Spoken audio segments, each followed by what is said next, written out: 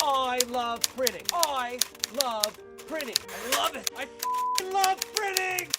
Hey everybody, I want to welcome you back to another session of Printer to Printer with me, Warren Werbitt, also known as the Print Whisperer. Do check out my website, and I do want to tell you that if anybody listening to my videos just wants to talk about print, talk about where they're at, just talk, give me a buzz, please. Love to talk print. Today, I have another special guest. All my guests are special. Today, we have Jay Mandarino from CJ Graphics in Toronto, Ontario. Hey, Jay, or CJ, whatever you want, or Mandarino. We can call you anything, just as long as we call you. Before we get on, Jay, why don't you just take a couple minutes, and I mean a couple minutes only, and give us a roundabout of what you're doing.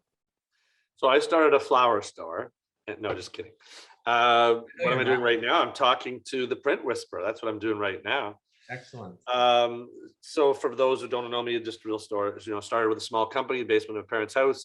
We're now in a 220,000 square foot facility. We have 37 companies under one roof. We're sort of a one-stop shop solution, doing all sorts of things from print to print management to film and distribution, from direct mail programs to packaging to specialized printing. We're the most awarded printer in the world to date with 6,500 awards. Pretty cool.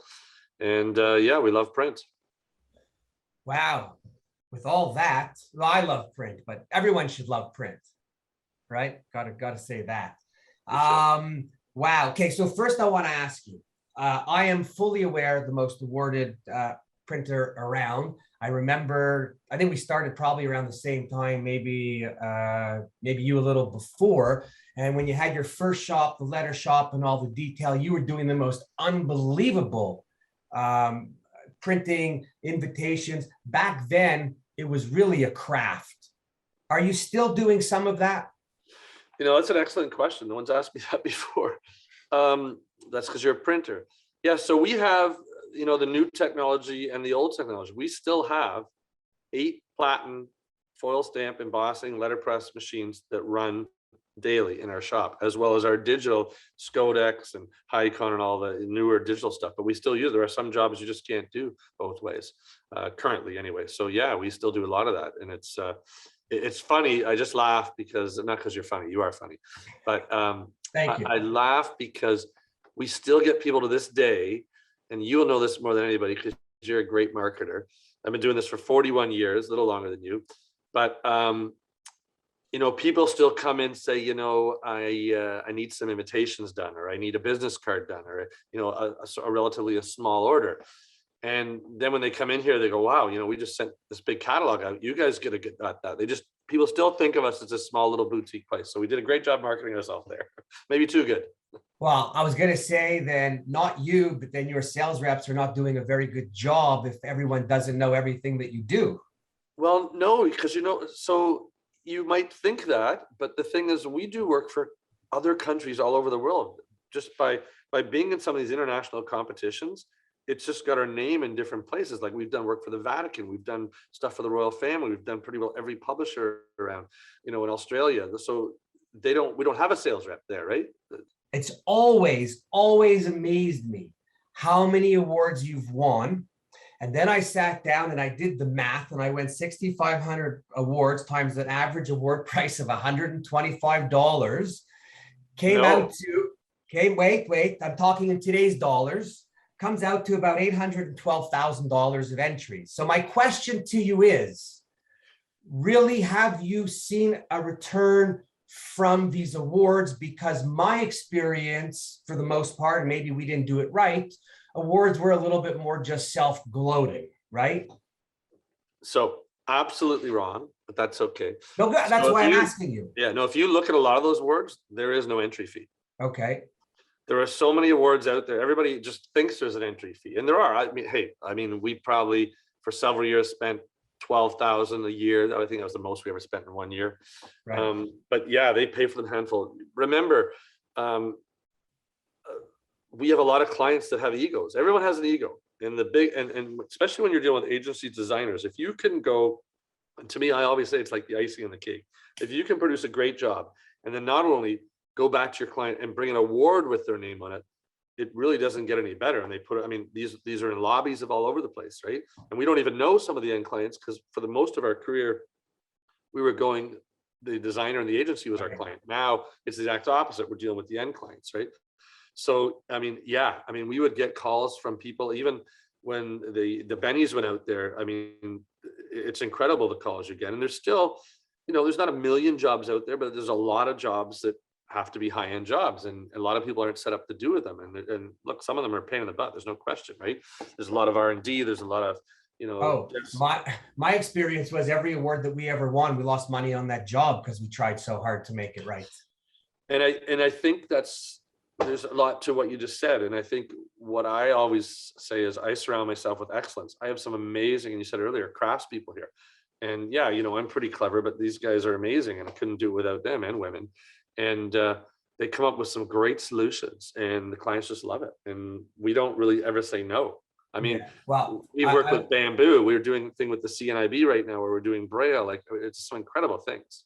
Anyway, so I will give you credit on that one, because I do think from an early on, you did set the standard for high level of quality. I love that you always had a small shop and just were out there and did all that and won the awards. And every time I went to an award show, the piece, I pick it up. And truthfully, you can have a little bit of an ego with this, but everything you would touch up was really just nice. If it was stamped, embossed, or die cut, or the intricacy of it. Anyways, enough me filling up your head.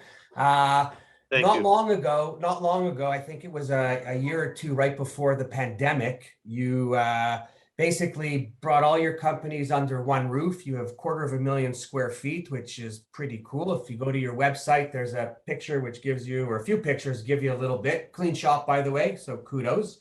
How is it managing all of that under one roof, 37 companies, and jobs today are really big and small and all over the place? Well, I'm starting to lose a lot more hair now. Wow, I had to get rid of the company when I lost my hair. There was nothing to pull anymore. Yeah, hey, you know what? If any printer or anybody in our industry knows exactly how stressful it is, right? I mean, I have friends that are, I joke that are surgeons, and we joke. I said, well, the advantage is that you get to bury your patients at the end of the day. We got people, if they don't get their letterhead, they feel like they've died. Like, it's crazy, like, but one thing COVID's done, I think, is people are getting a little more reasonable, like in expectations and time. They're waiting longer than they would before, but it's crazy. It's hard. It's long hours. I mean, I'm here every Saturday, and what it's like. You're 24/7. I mean, people text, especially when you're doing time zones. We do a lot with the US, the UK. So I mean, like, it's like it's crazy. Yeah. Crazy times. Are you guys busy these days, or how's it? No, let me rephrase the question. How was it during the pandemic and the adjusting or readjusting? Oh, is it over? What? Is it over? Well, you know what? Yeah, for me, it's over. I'm saying I'm done. I'll follow whatever rules, but I'm going back to living a little. Actually, I was just in Philadelphia last week for the Graphic Arts Association Awards. I was doing a keynote. It was so nice to be back around 170 print people. No one's changed. They all talked while I was speaking. So that's. I heard someone heckled you, and you sort of put them in your place, and the crowd like gave you a round of applause. I had to stop and just outright ask him, like, "Yo, dude!" But at the end, you didn't realize you did stand up before, right? It really comes in handy. That's next. But I will tell you, it was really, really nice to be back with print peeps. And there's some paper guys there, and some printers and packagers, and just everybody. And just 2 years, it's like, oh my Lord. I mean, we are a special breed, right? We love what we love. You remember your video you made fame with, that went all over the world, went viral. And I mean, I believe as humans, we love the touch and feel. And everything. Print is. Oops, made another joke. No comment. But minors, yeah. But children, you can turn off now. When people say print's going to disappear, no, print's not going to disappear. It's going to evolve in different forms, and when it does go, it comes back. But we learned during the pandemic that direct mail was so important because people were lonely. A lot of people living at home, they didn't go to the office and have that interaction. We had contacts and conversations with clients. They were so excited to go down with their mailbox and see what was there. like flyers that they would have never opened before. But, we learned what they did like, and we were able to take some of those techniques. And, I'll remember we did a marketing survey. We had one of our direct mail clients, automotive client, on the phone. And I was telling her about this, and she goes, it's funny you say that, because I read my fridge manual that I've had for 5 years because I just ran out of things to read, right? And but it's so true, right? Like we're human. We need to connect, right? So print's going back. It'll come back. Maybe not going to print 1 million flyers. You're going to be more targeted and print 100,000. But yeah, but you know what? It's first of all, I think you have to remember this: print is not just print on paper anymore. So now, what I'm trying to get people to do is use print communications in one word, not just print, because now, even with the AI, in order for the AI to get out there, you got to send a print piece. Somebody has to scan it, bring it to life. If you don't have print, I mean, you can maybe do it on a wall, but something's got to be printed on the wall. No, right? Yeah, and you want people, and people are they're exhausted. We're on the computer so much. We're on our phones so much. There's so many texts. So, if you really want a message to really resonate, you need to give someone so they can hold on to it and don't throw it out. Listen, you want to see my new book that's coming out? Just a little plug here. Hang on one sec. So, I just want to. It's not what you think. Cool. It'll be in indigo chapters. You can send me a signed one. I'll put it on my library. Teaches you how to skateboard. It's for kids and parents, because with skateboarding introduced to the Olympics this year, it's been unbelievable. So you know what, we talk about print is alive, or it's not going anywhere. Let me tell you. So I've been sitting on the paper specs call since they started. 3 hours. Sabine's done an unbelievable job. Paper companies are on. Samples show up. I have a little light. I never had so many paper samples, even when I was a printer. But the nicest thing was 3 weeks ago, I get an envelope. I open it up, and I'm like, oh my! It was a card from Sabine, just with the quote. It's through mistakes that you actually can grow. You have to get bad in order to get good, and that was Paula Scher. And then I know them both. They're both great. Then she wrote me a little note, which I could only read half of it because her handwriting wasn't great, but that's okay. But that was 3 weeks ago, and it's still on my desk. Yeah. And I'm talking to people, and I'm trying to say to people, you go somewhere, send a handwritten note after. Make a card. It's so nice. But if you can't write it yourself, if your handwriting is like mine and terrible, you got to get someone else to write it. Yeah, but that's okay. You can still sign your name. Yeah, absolutely. Right? It's about the effort. It's about putting, this is a nice duplex card. Anyways, point is, everyone listening, send a card, send a note. It's still print, right? You want us all to send them to you or just to anybody? Oh, send them to your customers. I mean, if you send them to me, just put a little check in there or a gift card. Yeah. But no, it's so important.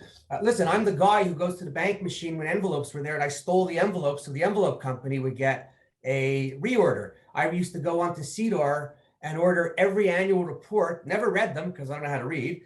And I was just thinking that, oh my, I'm going to do this, and that's going to be the number that checks out that's going to get the reprint for next year's annual report. Exactly. Right? On my email, it used to say, print this email, paper's a renewable resource. Anyone in this industry, we must promote print. I hope that you and others, I still get my statements from the bank. I want paper statements. I'm the same way. Yeah. When I see those things, we're trying to recycle and not print. I just like, really? Yeah. Of the 37 companies we have here, one of them is actually a print museum. And we do, prior to COVID, we were doing weekly tours. Now it's sort of like a lot of them are by Zoom, but they're starting to come back. We've got our first request. But, watching the young from high school to art colleges come through and watch them look at these old machines. Like we have a machine that's from 1839. It's amazing. Yeah, no, it's like, you gotta like, it's just like a squeegee press, like the old Gutenbergs. It's pretty cool. And that's on loan from Nick Howard. So he's got, anyway, there's some great machines we have here. So question, you bring up young people, right? Do you have a lot of young people? How old is your average? Have you thought about it? And have you thought about how we attract them? I have, but have you? So it's funny. So I wrote a paper about 2 years just before COVID, a white paper on, how to keep millennials and how to empower them, because I was hiring these young people, or our team was hiring these people, and they wouldn't stay long. They'd leave after 6 months. So I pulled them aside and I said, I hear you want to leave and you've just been here like 7 months. And he says, yeah, I just don't feel I'm contributing. And I feel like, that this is going to take another 4 months. And I said, but that's okay. Like this particular project, we understand. We're okay with that. He goes, really? Because, I said, yeah. So I said, okay, like, you've got me thinking now. Obviously, I don't understand your generation as much as I think I do. Are you willing to help me so that I can understand it? And then we can, do a paper and we'll get that out there. And so we went and I approached George Brown, and we worked with two of their classes. And that was one of the things was, does social media work? And the other one was, how do you deal with millennials? And it was interesting. You see all these videos out there, and I don't blame the millennials. I used to, but it's not their fault. It's their parents. It's just the way they spoiled them, and they just, everybody got an award for showing up, and there's a whole bunch of things just behind. They get sort of stereotyped, right? And it's just a different world. But it is hard to get young people generally don't want to work on a machine for sure. Which is sad because our machines now aren't dirty like they used to be. You're not getting ink on your hands. So what I'm starting to do is I'm going to be setting up something where I have young people reaching out to me because I want to talk to the under 35 crowd. I want to get the feeling of how, why, and then I want to go out and have drinks with them just because, bring my kids along. This sounds dangerous. No, bring my kids along. I just like hanging. I stay out later than my kids now, even. No one believes me. But I do. I'm going to get back to it now that the COVID's over. But I want to chat with them, and I want to really know and hear because, like you just said, if you want to run a press, you got a video game at the front of it now, right? Yep. The way they're set up, all computers. Nobody gets dirty anymore, unless you bought an old used press with the bad inking system. But there's that exactly what you said. There's that myth out there that, it's dirty, and you know what? There's a lot of young people who I work with some that have learning disabilities or they have some challenges at home and are mechanically inclined and aren't going to go to school, aren't going to finish high school.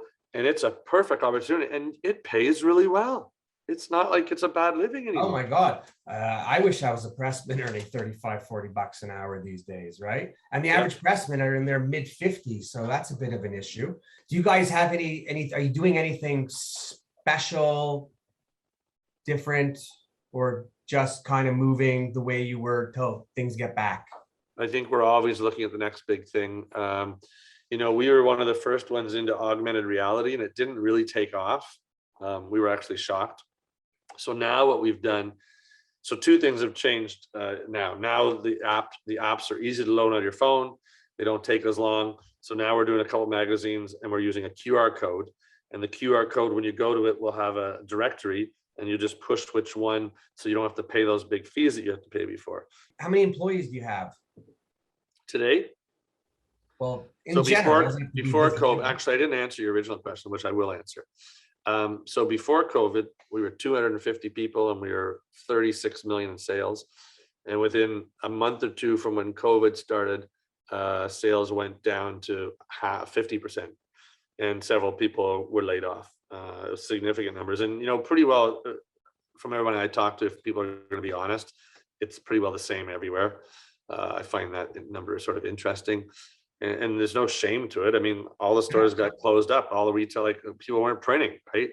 So it's nothing to be ashamed of. It's a bad situation to be in. But we're now back up to about 75. So we're getting back. Some stuff will never come back, unfortunately, for the wrong reasons. Because I think I know people still need to market and print and they need to get stuff out there, but they're trying to save money because their own businesses were struggling too. So it's been tough on everybody, right? There are some people that have done incredibly well. Mm-hmm. Our upsides, our packaging, we put a lot of, thank goodness, we had some custom made folder gluers from Mole, and they kind of saved our bacon on a lot of things because no one else had some of that. So we could do things that some people couldn't do. So that was pretty cool. So the packaging really has been growing for us. We're doing the LED light boxes. That's moving. We're doing a lot of specialty projects like hotel banners outside on buildings, working on different substrates. Some of the museums and outdoor art galleries, we've been getting sort of our name there. We did an amazing project for Umbra about just before COVID, about 6 months before Cobra, I guess. And we were able to reclad the building with a special material made by 3M, as opposed to them getting all new carbon fiber, spending $1 million. So that's got a lot of reaction, and we're getting calls like all over for it. So it's pretty cool. Cool. So, you know what? No matter what anyone says about you, good, bad, or ugly, you've Ugly. always I just, got more hair than you. No, just kidding. yeah, but I'm better looking. So what's the difference? That's true. That's But no, but you've always been cutting edge, always looking, always doing, which is really nice. So the only other thing I want to take a minute to talk about before I cut you off and we get off here is the other thing that you've been doing that's amazing and you've been pushing is the skate park. So you know what? Please take a couple minutes and tell us about the skate park, what it is, what you do, who it's open to. I know you don't have a long time, but So it's an amazing facility with the world's largest not-for-profit indoor climate-controlled skate park. It's under 50,000 square feet. Got to be kind of obstacle. Summer camp was amazing this year because we had 75 kids and a waiting list every week. Plus we operated one Ontario place. It was great working with the kids. And we had to learn different ways to do things because part of skateboarding is learning how to drop in. So we can't touch and hold them. So I came up with the idea of a zip line and a rope, and they can use that and they learn to drop in now. So we've been coming up with different ways, different solutions, but we serve all kids, youth and adults in the community, but also including special needs. And our special needs kids are just amazing. You know, we have kids that are autistic, we have kids with cerebral palsy, we have started a blind vision impaired program. And that's actually why we use these tech decks, because it was hard to get people to stand on a board. So, you know, with the fingerboard, we can put their fingers, you know, where their feet need to be. So when we do get on the board, it becomes a lot easier. But, you know, you learn something is different that you don't think about. For example, we would be going up the stairs and they would say, how many steps? I don't know, 42. Oh, no, there's 47. Like, what do you mean there's 40? So they need to know, right? They need to know how many steps because they don't want to be falling off or something, right? So, you know, we have to put stickers on how many steps there was and all areas were steps. So it really gives you an appreciation for, you know, and I don't even know how you read Braille. Like, to me, like what they do sometimes is unbelievable. And then, you know, with autistic kids, and I mean, I've been working with autistic kids for 30 years or so. But I mean, one of the organizations came in this weekend and wants to partner with us and do some sensitivity programming with autistic kids. And, you know, they were saying, you ever notice that they put their shirts inside out? And I said, well, yeah, I have. I didn't really know what that was. Well, because they're hypersensitive, like even tags. She said, you know, if you made some shirts without tags and you made them inside out, put the print on the other side because they don't like seams and they feel all that. And, you know, as soon as she said that, I said, of course, but, you know, you don't think that way, right? So we're sort of, I don't know, it just makes you think things differently. One of our most successful programs, now we haven't done it since COVID, but we are getting ready to do the new one because it's time to move on, as you say. Kids Being Kids, which is a free program for kids and their families affected by cancer. And it's amazing because you have these 7, 8, 4, 12, 13-year-old kids that are maybe getting chemo every day, or maybe, you know, aren't going to be here in 4 weeks. I mean, it's very sad, and they're so courageous and brave, right? Obviously, they're our real heroes. And we get at youth risk to volunteer and work with them. And even though this is not what I thought was going to happen, I was hoping something like this would happen, but a light's coming on because you have these youth that, you know, think their lives are over and no one cares. And all of a sudden they're now helping this kid get on a skateboard or just, you know, it's simple tasks. And what they're seeing is, you know what? Life's not this bad. This kid may not be here next week or in 2 weeks. Life's too short. Make a difference. So it does, we're getting huge success. We're working with the Chill Foundation, and they're bringing in families from other areas that didn't have the opportunity. So it's pretty neat. It's you know, with COVID, mental stresses like this, highest divorce rate ever, highest suicide rate ever. I came from that world, so I know what that's like, and it's traumatic as a parent. Mm-hmm. And kids, the internet has made kids say things they don't mean to do it. I'm sure a lot of cases, but it just world's in a bit of a crazy place, you know. Yeah, so we need something to, you know, team sports, all for teams. Don't get me wrong, but the reality is right now, it becomes sometimes more about winning. There's nothing wrong with winning, but it should be fun.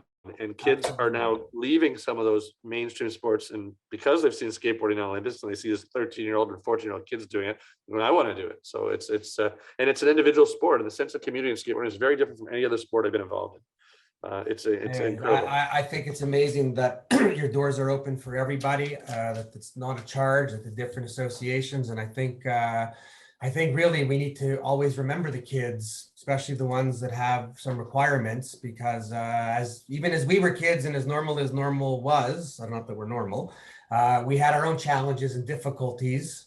So for some of the others, I think it's even it's just Well, there's a young boy who was one of our first kids being kids cancer from a Jewish family, great family, and I got invited just about, I guess, a month ago. They named an alleyway after in memory of him, and they were doing a silent auction. So I said, hey, let's do a live auction. So we started a live auction. But Owen, who was the son, was one of these kids that left us way too early, and which is just a crime and just so sad. But, you know, he was one of our first volunteers in the program, and here's a guy who was getting chemo treatment and, you know, was exhausted, but you'd ask him to do something, he'd be the first over there to go volunteer and get the other kids. Like, he was so giving. And you think of, you know, where does that come? I mean, his parents are great, obviously, but yeah. You think, like, who does that when they don't have enough energy to sort of, you know, get on their board and walk, but he did it. He was amazing. And he was making a full recovery, and then, you know, something happened and we lost him, and it was very, very sad. And I've been to too many funerals. nice that they have a place to go to the skate park and just do what they want, and everyone there is just kind and friendly. So it's a beautiful, respectful place. So we've been going, time's coming, got to wrap it up. So first, thank you for joining me. Thank you for everything you do within the industry, and you keep spending and buying and trying and setting the bar quite high with the quality. I'm a quality guy myself. I don't care for price. So I'm all for that. And really the skate park overshadows everything else you do. So kudos for that. I hope the next time in Toronto to come by, maybe we do a little video from there. Anything I don't know if we're going to get you on the skateboard. I'm a little worried. Oh, you got the zip line, put a belt around me, we're safe. There you go. Okay. But anything that I could do to help promote your skate park, I would. I just want to give you a thank you. And, you know, Warren, you've had a tough go. You had a very successful company, and, you know, you've learned a lot from that, and you're bouncing back, which is great. And for people who, you know, may be in trouble with their own company, as a lot of people are, call Warren, because he's been there. He probably has some great advice on you and can help you out. Don't be afraid. Appreciate the plug. I'm gonna have to take that part out of the video and use it as a separate one. But thank you, and thank you again, and we'll speak soon. To everybody listening, please keep listening. I thank you for listening. Subscribe to my YouTube channel. Go to the Print Whisper website. Go to the What They Think website. Print is about to roar again as everyone comes back, so start screaming out loud. If you want to talk to me, give me a call. Love to talk to you. Warren Werbitt, What They Think, and I love print.